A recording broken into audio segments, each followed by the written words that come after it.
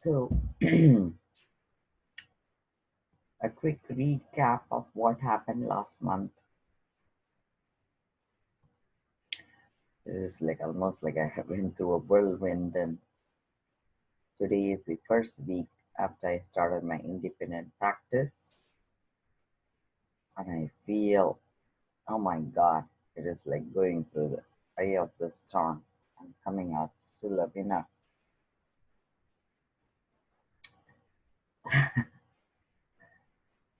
To think of what all I went through last week, I think it took a tremendous amount of self-confidence. Seriously, I cannot imagine going through that again. But I decided not to think, just do it. So what happened was I joined Dr. Doe in 2015. I originally joined him in 2013 because I believed for some reason that he was interested in incorporating my practice with his practice, and it was my projection. I think, see, I wanted to see what I wanted to see. So after 3 months of working together, it did not work out. My style was very different from Dr. Doe's style. But unfortunately, I think there is a piece in me that refused to give up on people. So many of the insurance declined me because insurance doesn't believe in substance abuse and pain management. That's the reason for this biggest epidemic in this country, which uh, I don't think people understand. The 2 plus 2 is the problem, but that's okay. It's not my. I don't need to explain to people what I do, but I know exactly how to fix my patient's issue by like doing whatever it takes to keep them um, drug free. Is what I did. I did recovery coaching since then. So after 3 months of working together, one day, Dr. Doe suddenly said, "It's not going to work out. You need to get out of here." This is after he gave me a word that we can work forever. Don't worry, you will always have a room with me. And I believed him. So then 1 week before he hired Dr. Sampson, he came and said, "You have 1 week notice, you can get out of here." And I usually never get upset. That's one of my quality. I decided I choose not to get upset at people because if they break their word, that's on them. And I said, "What do I need to do?" He says, "Go look on Craigslist, you'll find a place." So right down the street from him, I found a place. I moved out and I kept it going. And then I moved from there to Holliston. And unfortunately, Holliston, the town, was very difficult to navigate. The first week after I moved in, they shut down my practice. So I had to like put in a big septic tank, which was $80,000. I mean, I couldn't, I really tell my neighbors, I said, my business, it went down the toilet. Seriously, all the money is saved up. I ended up building a biggest septic tank ever. And then afterwards, Dr. Doe calls me and he says, "We need to end this opiate crisis." That's when Obama released the 275 numbers. And I was telling Dr. Doe, "Seriously, do you think I can trust you?" And he vouched, "I can." So I moved in with him again. I never learned my lessons, I guess. But come to find out, he went bankrupt.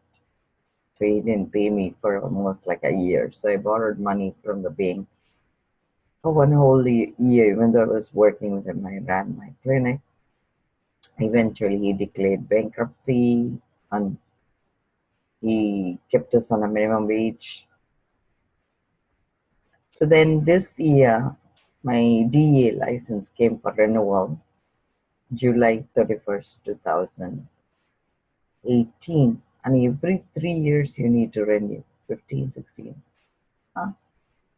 I guess because my last one was 2015. So this year I had to renew. So that makes it, I guess, 3 years. Anyway, so July, I renewed already in June, but for some reason it never came through. And then the girl who used to work with Dr. Doe, she said to me, "Do you know that your license didn't come through?" That's when I was interested in calling the DEA. Till then, it never even occurred to me there was a problem. So when I called them, they said, interestingly, I think it was the Cosmos, my teacher also, like, my mentor, my higher power. His name is Sri Nityananda Swami. He said to me to really work on myself and to get out of working with other people, because he says otherwise I'll never be able to achieve what I wanted in my life. So, and I take my teacher's word very seriously, because he he called me in 2016 and he says, "Come see me." And I told him I'm very busy. He says, "The exact reason you are not able to see me, I'll take it away from you." And I was working for Dr. Doe, I got really scared. So I went to saw him, and that's when FBI and DEA walked into Dr. Doe's office, and they caught the fact that Dr. Doe was billing on my behalf when I was physically not there. And I didn't even know he was doing that. Stupid me. But you trust usually the people you work with. So because I was not physically there, I was spared, thank God. You know. So I come back, and then FBI came back, and they were saying, "What did you do?" And I said, "Hey, my patients need therapy and urine testing. They'll come weekly, and their scripts were written out. And many of them are homeless, so they don't have an address they can keep the scripts in. So I leave it, because otherwise they get beaten up and their script gets stolen." So we kept it in a lockbox for them. They came in, did the therapy, they did the expected urine testing, and they got the script with them to take home. But for some reason, the problem was Dr. Doe built on my behalf instead of transferring these patients under him, and essentially threw me under the bus. Didn't take accountability, saying he was at fault. So because of that, FBI said I owed them $22,000 in penalty. Even though Dr. Doe didn't pay, he smiled at me and he says, "Oh, you haven't got a lawyer?" So he hasn't come home. I don't know. The thing is with his friends. I'll call him. So then what happened was, the court took over Dr. Doe's practice, and now the court is running the program.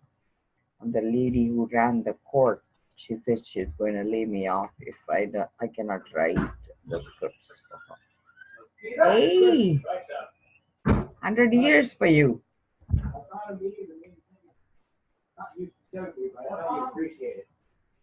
I'm saying, I'm saying 100 years. That's what they say.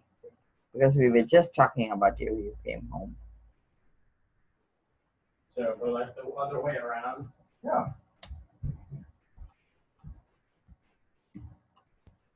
What? That turns like the other way around for like me. No, it made me think of you, but I didn't. So then afterwards, what happened? This lady says, "If you cannot write the scripts for us, we're going to lay you off." Mom, did you find did my DNA testing do anything? No. It takes sometimes like a month. It takes like a long while. When did I put it in? Not a month ago, maybe 2 weeks. Oh, yeah. It'll take a while. Yeah, I did send it in. Hey, today is 9th. I sent it over on July 31st. Like end of July. Why'd you send it at the end of July? I gave it to you like Yeah, July 20th. 20th. So then I might have posted 21st, one day after you gave me a gift. Anyway, so let me go on with my story. So then I called the D and they said there is no problem with my license. They said uh, if I just agree to keep it to the old address, they said they would allow me to continue practice. I have no idea what the heck was going on. So I agreed to that and I decided to keep it at my old address, which was a telehealth practice and post-call practice. So then, meantime, what happens is I'm like trying to figure out where Dr. Doe stands. So I go and tell him, Dr. Doe, I said, what if my DA doesn't come through? And you know what he said to me? He says, don't worry, all your patients be taken care of. You are not needed anymore. And I was thinking, so for 3 years, I trusted a man who, this was like an ultimate betrayal, I felt. I was thinking, wow. So what he said to me essentially was, your usage is done in this space. So that made it easier for me to walk away. But then meantime, this lady says because we all work without contract, that she's going to lay me off because this will allow me to collect unemployment and she's going to give me a job $20 per hour. I pay my kids sometimes to do chores, and you can never be unemployed physician. This is like ridiculous. I was thinking, but anyway, the atrociousness of employment. So now I owed, and they still owe me back pay, and they haven't put 401k. They collected it on behalf of employees, and it has never reached our account. They owe money to IRS. Right in front of the microwave. Hey, you want to finish my food? No. It's right in front of the microwave. Then what happened was I was telling myself this is not going to work. So then I immediately called my previous landlord, and thank God I could move everything out. And I started my practice August 1st. And the insurance has been a nightmare to negotiate because all of them, they don't allow the providers to contract with them until October, even though supposed to be you can have a PPO plan and you have a $10,000 deductible.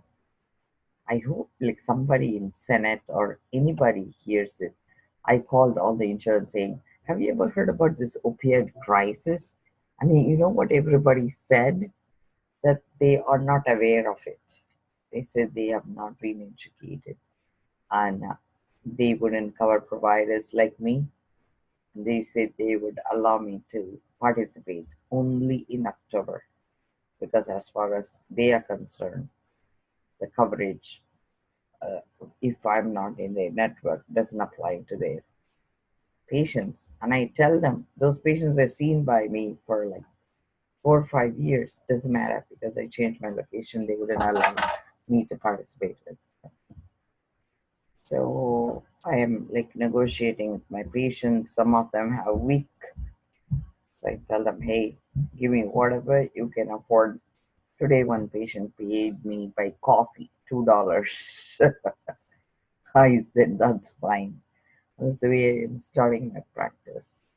But I hope somebody in the government takes a look at how difficult it is for single providers like us to help patients, even though they pretend there is opioid crisis.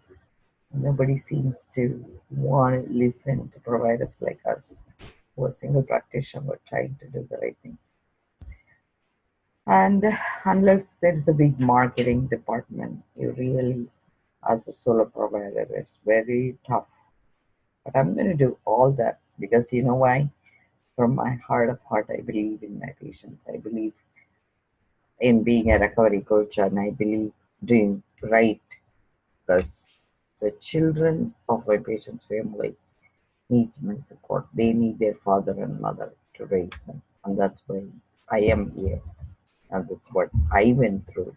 My kids are very happy because I plugged in with them, and I'm doing whatever it is to keep them out of trouble. That's what I wanted to wrap up. But I love my practice because I really enjoy every moment I spend in my practice, and it gives me the greatest joy to know I'm on the right path for my patients. That's what I wanted to share. I hope you guys all have a good day, and one day I can look back and say, I'm so proud I was plugged in with my people. And thanks, my teacher. I owe it to all because my teacher, if he did not ask me to go in 2016, Dr. Joe would have used that as an excuse, and he would have thrown me out, and he'd have pretended it was all not working out because he would never have said he was lazy. He would have blamed me for being in the wrong. Thank God, teacher. Thank God. I have to just be so grateful for all the things that's going right.